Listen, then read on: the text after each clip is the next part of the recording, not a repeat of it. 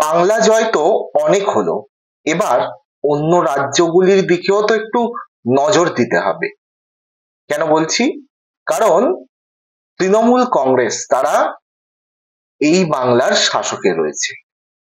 এই বাংলায় একের পর এক বিরাট জয় তাদের ঝুলিতে বা তাদের হাতে আসছে, কিন্তু বাংলা ছাড়া বাকি যে রাজ্যগুলি রয়েছে তার মধ্যে যেখানে যেখানে তৃণমূল কংগ্রেস লড়ার চেষ্টা করেছে, প্রতিদ্বন্দ্বিতা করার চেষ্টা করেছে, সেখানে সেইভাবে তাদের আশানুরূপ ফল হয়নি।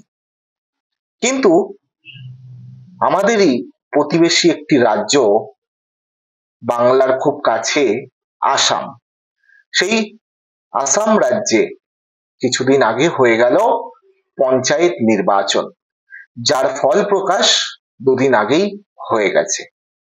আর সেখানে যে ফলাফল হয়েছে তাতে তৃণমূল কংগ্রেস লড়াই দিয়েছে এবং সেখানে তৃণমূল কংগ্রেস 5টি আসনে জয়ী হয়েছে।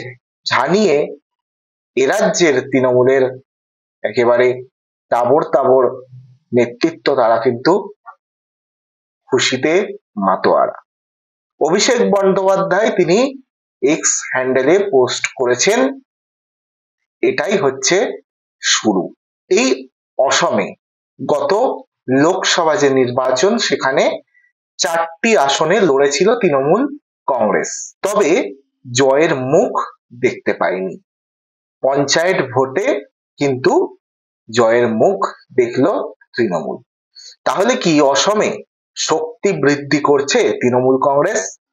গত লোকসভা নির্বাচনে তৃণমূলের ভরাডুবির পর রাজ্য সভাপতির পদ থেকে অসমে সরে দাঁড়ান রিপুন বোরা। এরপর সেই রাজ্যের ইনচার্জের দায়িত্ব দেওয়া হয় কাকে? না পশ্চিমবঙ্গের আইনমন্ত্রী মলয় ঘটককে। তারপরেই বড়সড় সাফল্য পেল জোড়াফুল শিবির। রাজ্যের 5টি আঞ্চলিক পঞ্চায়েতে জয়লাভ করল তৃণমূলের প্রার্থীরা। অসমের ইনচার্জের দায়িত্ব পাওয়ার পর থেকেই সেখানে যে দলের সাংগঠনিক কাজ, সেই তাতে নেমে পড়েছিলেন মলয়। আগামী বছর সেই রাজ্যে বিধানসভা নির্বাচন রয়েছে, আর তার ঠিক আগেই পঞ্চায়েত ভোটে বড়সড় সাফল্য পেল তৃণমূল কংগ্রেস। এবার বলি, এই অসমের কোন কোন পঞ্চায়েতে তৃণমূল কংগ্রেস জয়ী হয়েছে। যে লিস্টটা পাওয়া গেছে সেখান থেকে আপনাদের বলি যে কামরূপ জেলার আচলপাড়া আঞ্চলিক পঞ্চায়েত, এটিতে তৃণমূল কংগ্রেস জয়ী হয়েছেন। এখানে প্রার্থী ছিলেন মোহাম্মদ শফিকুল ইসলাম। দরং জেলার বান্দিয়া আঞ্চলিক পঞ্চায়েত, সেখানেও জয়ী হয়েছে জোড়াফুল শিবির, প্রার্থী ছিলেন আক্কাস আলী। কামরূপ জেলার দামপুর আঞ্চলিক পঞ্চায়েত জয়ী হয়েছেন, এখানে প্রার্থী ছিলেন বদর আলী সাইকিয়া। এরপরে কাছাড় জেলার গোবিন্দপুর, এই পঞ্চায়েতও তৃণমূল কংগ্রেসের দখলে গেছে। আলগাপুর আঞ্চলিক পঞ্চায়েত, জয়ী প্রার্থী হচ্ছেন ফরিদা বড়ভূইয়া। এরপরে শ্রীভূমি জেলা, সেই শ্রীভূমি জেলার বিনোদিনী আঞ্চলিক পঞ্চায়েত, এটিও তৃণমূলের দখলে গেছে, এখানে জয়ী হয়েছেন ফয়েজ আহমেদ। তো এই 5 পঞ্চায়েত তৃণমূল কংগ্রেস জয়ী হয়েছেন, যেখানে প্রার্থীরা আপনারা দেখতে পেলেন প্রার্থী তালিকা।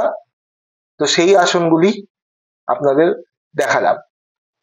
এই অসমের পঞ্চায়েত নির্বাচনে দলের এই যে সাফল্য, এরপরেই অভিষেক বন্দ্যোপাধ্যায় তিনি পোস্ট করেন সোশ্যাল মিডিয়ায়, সোশ্যাল মাধ্যমে, এবং লেখেন, এটাই শুরু, জয়ী প্রার্থীদের শুভেচ্ছা জানাই। আমার বিশ্বাস আস্তে আস্তে অসমবাসীর কাছে বিকল্প হয়ে উঠবে তৃণমূল। কিন্তু দেখুন, এই যে শুধুমাত্র এই পঞ্চায়েতে জেতার উপর নির্ভর করেই যে আগামী বছর অসমে বিধানসভা নির্বাচন রয়েছে, তো এই পঞ্চায়েত নির্বাচন জিতেছে বলেই যে একেবারে বলা যাবে যে বিধানসভা নির্বাচন অনেকটা সহজ হয়ে যাবে অসমে তৃণমূলের কাছে, এরকমটা কিন্তু নয়। পঞ্চায়েত আর একটা বিধানসভা আর বা একটা লোকসভা অনেকটা আকাশ পাতাল তফাৎ রয়েছে। তো সেই হিসাবে দেখতে গেলে আহ তৃণমূল কংগ্রেস চেষ্টা করছে বাংলা ছাড়াও বাকি অন্যান্য জায়গায়, বিশেষ করে অসম, ত্রিপুরা এই সমস্ত জায়গায় তাদের শক্তি বৃদ্ধি করার।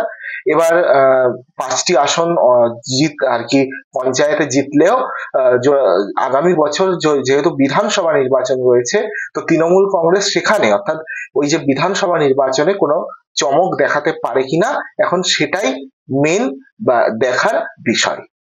অসমের এই তৃণমূল কংগ্রেসের ফলাফল নিয়ে যদি আপনাদের কোনো মতামত থাকে অবশ্যই আপনারা জানাতে পারেন আমাদের কমেন্ট বক্সে, এবং নজর রাখবেন M24 টিভিতে।